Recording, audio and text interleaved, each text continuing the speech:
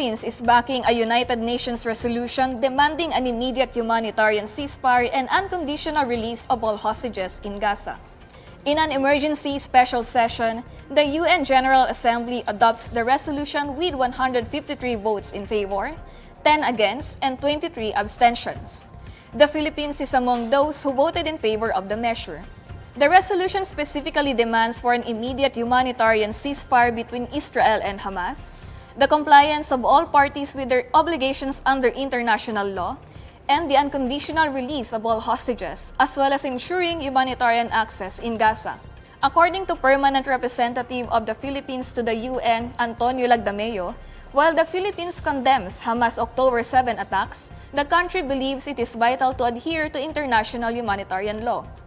He adds that the Philippines believes that the ceasefire is crucial to halt the loss of life and suffering. In October, the Philippines abstained from voting on a UN resolution calling for Israel-Hamas humanitarian truce. The Department of Foreign Affairs previously said the country would have voted in favor of the measure had it mentioned and condemned the October 7 Hamas attack.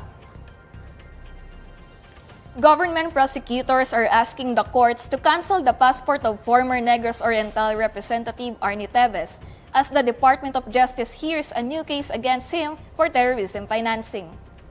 DOJ spokesperson Nico Clavano says the panel of prosecutors has already filed a motion to cancel Teves' passport. According to Clavano, once Teves' passport is canceled, he can no longer travel from country to country. Well, he can no longer travel from country to country. Kung nasa Timor-Leste pa po siya, hindi na siya makakapag-biyahe sa iba pang bansa dahil sa immigration pa lang, pag wala na siyang passport or hindi na po valid yung passport niya at makikita po yun, hindi na siya papapasukin doon sa bansa na yun. So the only recourse for him is to come back to the Philippines and revalidate his passport. Kaya yun po yung ginagawa natin para, it's one of those things na ma-pressure siya na umuwi. On Wednesday, the prosecutors conducted their first preliminary investigation on a new case against Teves. The former lawmaker is facing a new complaint for violating Section 4 of the Terrorism Financing Prevention and Suppression Act of 2012. He is also facing a complaint for violation of the Anti-Terrorism Act of 2020 for providing material support to terrorists. Last August, Teves was designated as a terrorist. Teves' legal counsel Ferdinand Topacio says they have yet to receive a copy of the complaint, adding that the panel of prosecutors promised to provide it by December 19. Hanggang ngayon po ay wala pa rin kaming kopya noong demanda, yung complaint affidavits and the annexes. Kaya ang ginawa lang po namin ngayon ay humingi kami ng kopya at nangako naman po ang panel of prosecutors na sila po ay magbibigay sa 19 ng Disyembre. The Metropolitan Manila Development Authority says it will not be suspending the number coding scheme amid the nationwide transport strike from December 14 to 15. Transport Group Piston is set to hold another nationwide strike starting Thursday, December 14, to protest the December 31 deadline for franchise consolidation and phased out of traditional jeepneys. MMDA Acting Chair Don Artes says the suspension of the number coding scheme would impact the turnaround time of our public transportation, noting that traffic flow is already heavy these days. Pag nag-suspend tayo, sa ngayon pa lang po, mabigat yung daloy ng traffic. Alam naman po natin yung epekto ng suspension ng number coding.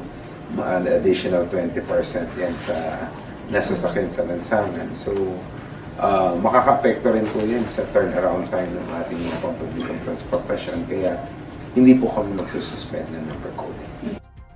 However, Artes says that around 600 government vehicles are on standby to augment areas that will be affected by the strike. Based on previous strikes, Artes identifies Camanaba and Parañaque as the crucial points for monitoring. Artes says that while previous strikes did not paralyze the public transportation system, MMDA and other concerned agencies are preparing for the coming strike. Kami ay laging naghahanda pa rin dahil yan po ay serbisyo na kailangan ibigay natin sa ating mga kababayan. Yun nga, to ensure na minimal yung impact at inconvenience sa ating riding public. Magbibigay po tayo ng augmentation kung sakali pong kailangan at makita na meron po tayong mga stranded na pasahero ay atin pong tutugunan. Sunshine Media Network International host Lorraine Badoy maintains that their detention at the House of Representatives complex was both arbitrary and illegal, as lawmakers supposedly abused their discretion. Badoy and co-host Jeffrey Celis were detained on December 5 during a House panel's hearing on Celis' claim about Speaker Martin Romualdez's alleged 1.8 billion peso travel expenses in 1 year. During Wednesday's episode of SMNI's Laban Kasama ng Bayan, Badoy says she and Celis were illegally and arbitrarily detained by Congress. She adds that they were released from detention because lawmakers did not have the right to silence the press. According to Badoy, it seems that lawmakers, who she called abusive and arrogant, feared for the intervention that the Supreme Court may do. On December 12, the House Committee on Legislative Franchises allowed the release of Badoy and Celis on humanitarian considerations. Badoy's detention came after she issued conflicting statements on the advertising revenues of the SMNI program Laban Kasama ng Bayan. The social weather station says that majority of adult Filipinos think that quality of life will improve in the next 12 months. Survey results released on Tuesday show there are 48% of adult Filipinos who think that quality of life will improve in the next 12 months, which the SWS termed as optimist. Meanwhile, 40% said that quality of life will remain unchanged in the next 12 months, while 6% said that quality of life will worsen in the same time period. The SWS also reports that the net personal optimism score in September 2023 was positive 42, which is classified as excellent.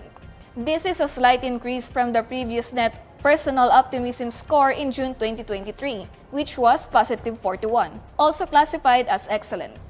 Net personal optimism is the percentage of optimists subtracted by the percentage of pessimists.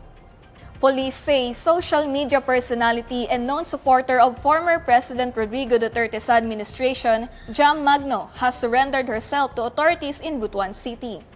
According to Captain Charles Evan Gatchalian, Magno voluntarily surrendered herself to Butuan City Police Station 4 on Tuesday morning. This after a Misamis Oriental Regional Trial Court issued a warrant of arrest against Magno for psychological violence. The police official says they have no details as to what led to the case filing, but he reveals that Magno posted bail amounting to 72,000 pesos on Tuesday afternoon. For her part, Magno denies being arrested, stating that she turned herself in because she was not guilty. Here's the latest roundup of today's top stories. Philippines backs UN resolution demanding ceasefire and unconditional release of all hostages in Gaza. Philippines' daily average of COVID-19 infections breaches the 200 mark. And MMDA says it will not be suspending the number coding scheme amid the nationwide transport strike from December 14 to 15. And these are the stories you need to know today. I'm Luisa Cabato. It's 12 days before Christmas. Follow INQUIRER.net on Facebook, X, YouTube, TikTok, Instagram, and Reddit. For more stories, visit INQUIRER.net.